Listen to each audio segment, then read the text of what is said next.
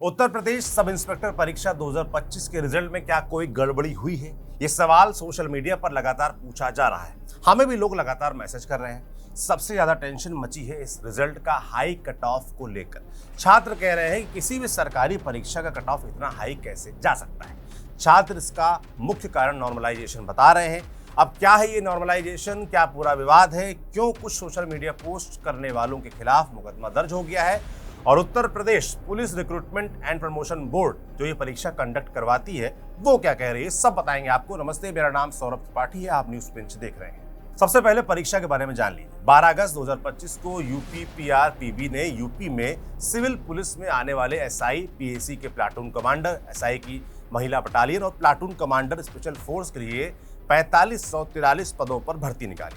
इसके बाद 6 मार्च को छात्रों को बताया गया कि उनका सेंटर कौन से शहर में पड़ने वाला है। 11-12 मार्च को एडमिट कार्ड जारी किया गया और 14-15 मार्च को प्रदेश भर में परीक्षा हुई।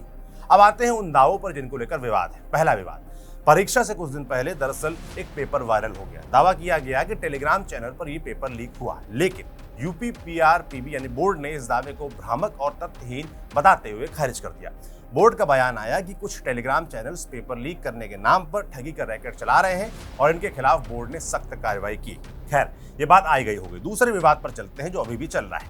23 मार्च को बोर्ड ने परीक्षा की आंसर की जारी की। बहुत से छात्रों को लगा कि सिलेक्शन हो जाएगा, लेकिन 7 मई 2026 को जब रिजल्ट आया तो सबके होश उड़ गए। कट ऑफ 400 में से 369.87 नंबर था। माने अगर आपको उत्तर प्रदेश पुलिस में दरोगा बनना है तो 92% मार्क्स लाने होंगे। बस फिर क्या था, बहस छिड़ गई। सोशल मीडिया पर बोर्ड से सवाल किए जाने लगा कि किसी भी कॉम्पिटिटिव एग्जाम का कट ऑफ इतना हाई कैसे जा सकता है। अभ्यर्थी यही सवाल करते हुए गड़बड़ी का आरोप लगा रहे हैं।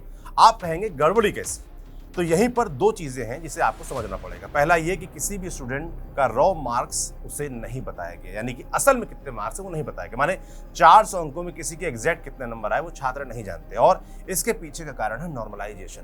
जो सरकारी परीक्षा देते हैं उन्हें तो मालूम है कि नॉर्मलाइजेशन क्या है, लेकिन जिनका सरकारी परीक्षा से कोई राब्ता नहीं है उन्हें बताते हैं क्या है ये। तो देखिए, परीक्षा कई शिफ्ट में होती है, हर जगह अलग पेपर आता है। कोई तुलनात्मक रूप से आसान होता है तो कोई कठिन। तो नॉर्मलाइजेशन इसीलिए किया जाता है ताकि अलग अलग शिफ्ट्स के पेपर डिफिकल्टी लेवल का असर कैंडिडेट्स के फाइनल रिजल्ट पर ना पड़े। अगर किसी शिफ्ट का पेपर आसान माना जाता है तो उसके मार्क्स थोड़ा कम हो सकते हैं, लेकिन कठिन शिफ्ट वालों के मार्क्स बढ़ सकते हैं। चलिए उदाहरण देते हैं।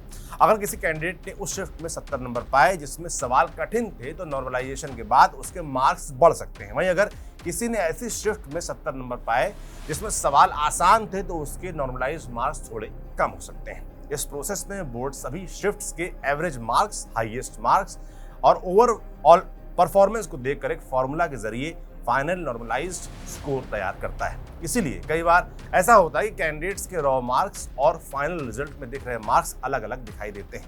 जहां तक रॉ मार्क्स का सवाल है, बोर्ड आमतौर पर कैंडिडेट्स को सिर्फ फाइनल नॉर्मलाइज मार्क्स ही दिखाता है, यानी आपके कितने सवाल सही किए, आपने कितने सवाल सही किए, वो रॉ स्कोर अलग से नहीं बताया जाता।